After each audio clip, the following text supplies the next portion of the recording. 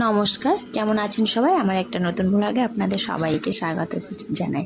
এই ভিডিওটা ছিল গতকালের, গতকাল ছিল বৃহস্পতিবার। তো আমার তো এখন সকালে স্কুল হচ্ছে, সেন্টার হচ্ছে।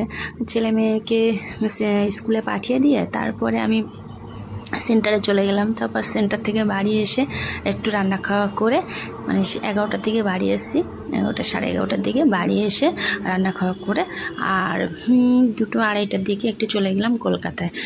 আগের দিন কটা নিমন্ত্রণ পড়েছে, 2-3টে বিয়ের নিমন্ত্রণ পড়েছে। তো আমি একটু অনলাইনে একটু এটা ওটা দেখছিলাম, তো একটু ঘড়ি দেখছিলাম। সবাই তো রিসেপশনে বেশিরভাগ বউদের একটু গিফট দেয়, তা আমি ভাবছিলাম যে দুজনকে একটু গিফট দেবো। তো দুজনকে গিফট দেবো এটা ভাবছিলাম। তো একটু ঘড়ি দেখছিলাম, একটা কম্বো সেট।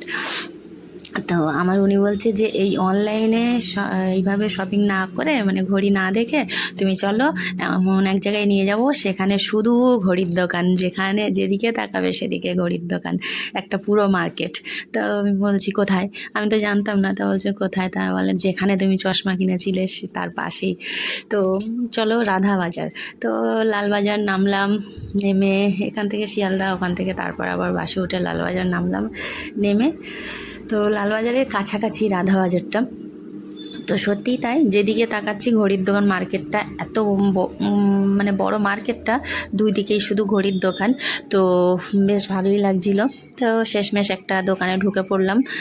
ঢুকে বলছিলাম যেরকম রিসেপশনে একটু দেবো, দুজনকেই দেবো একটা কম্বো সেট, বলছে হ্যাঁ হবে। তো সেইভাবে ওরা দেখাচ্ছিল। এই কম্বো সেটটা মাথায় এসেছিলো অনলাইনে দেখেই। অনলাইনে দেখছিলাম যে দুজনকেই একটা লেডিস একটা জেন্টস দুইভাবেই হয় ঘড়িটা। তো সেটাই দেখছিলাম। তা সেটা দেখে একটা পছন্দ তো হয়েছে, তো নিয়ে নিলাম। সেটা নিয়ে তারপরে আমার উনি বলছিল যে একটা ছেলের জন্য একটা ঘড়ি নেবে, আমার ছেলে এক্সাম দিতে যায়, তো ওর জন্মদিনে ওর মামা একটা স্মার্ট ওয়াচ দিয়েছে। তো স্মার্ট ওয়াচ নিয়ে তো পরীক্ষা দিতে যাওয়া যায় না, তো সেই জন্য ওখানে অ্যালাউ করে না। তো সেই জন্য একটা ঘড়ি, নর্মাল ঘড়ি টাইপ, শুধু সময় দেখার জন্য তো বলছিল। তাই আমি বলছি না, ছেলেকে এক্ষুনি দেওয়ার দরকার নেই। তো আমার বরের কিন্তু একটু ঘড়ির শখ, ঘড়ি টড়ি পরে, কিন্তু বিয়ের পরে দেখতাম, কিন্তু ঘড়িগুলো সব খারাপ হয়ে গেছে, তো আর পরতে পারে না। তাই ওকে বললাম তুমি একটা নাও, আমি দিচ্ছি। তো ও বলছে না না নেবো না, এক্ষুনি অত টাকা খরচা করার দরকার নেই। বলছে ঠিক আছে, তোমাকে আমি তো খুব একটা কিছু দেওয়াই হয় না, তো একটা ঘড়ি নাও। তো একটা পছন্দ করে ঘড়ি নিল, বেশ ভালোই লাগছিলো। প্রথমে না করছিল, তো আমি বারবার বলাতে দোকানদাররা হাতে পরিয়ে বলছে বেশ আপনাকে ভালোই লাগছে। নিয়ে নিলাম 3টে ঘড়ি, একটা কম্বো সেট আর একটা আমার ওনার জন্য। নিয়ে ওখান থেকে রাধা বাজার থেকে এবারে হাঁটো, ওখান থেকে হাঁটতে হাঁটতে কোথায় আসলাম, অনেকটাই হেঁটে তো আসলাম, বেশ 15 মিনিট ওখান থেকে হেঁটে আসলাম বউবাজার, সোনার বাজার।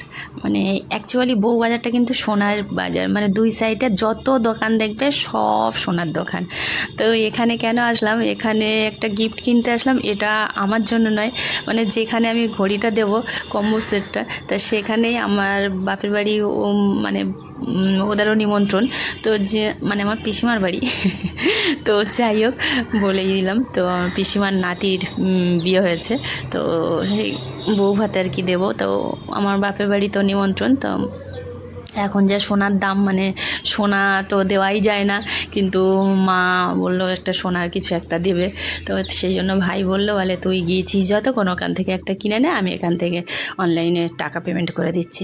তো যাই হোক একটা পলা আংটি দেখছিলাম, বেশি একটা কানের দুল দেখছি, তাও সেই 10-এর উপরে ছাড়া হচ্ছে না। তো সেই জন্য ভাই বলছে দেখ একটা কম সময়ের মধ্যে কি পাওয়া যায়।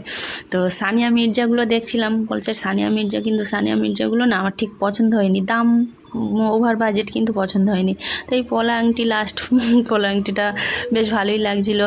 তো সেটাই একটা ভাইকে আবার একটু ভিডিও কল করে দেখাচ্ছিলাম, আংটিটা পরে, হাতে দুটো আংটি পরে, পলা আংটি। তো ভাই যেটা বললো সেটাই নিয়ে নিলাম, আর ভাই তারপরে অনলাইনে পেমেন্ট করে দিল। তো এই হলো গতকালের সারাদিনের গিফট কেনার পালা। সোনার দোকানে গেলাম, প্রথমে রাধা বাজার, একটু ঘড়ি কিনলাম, আর বউবাজার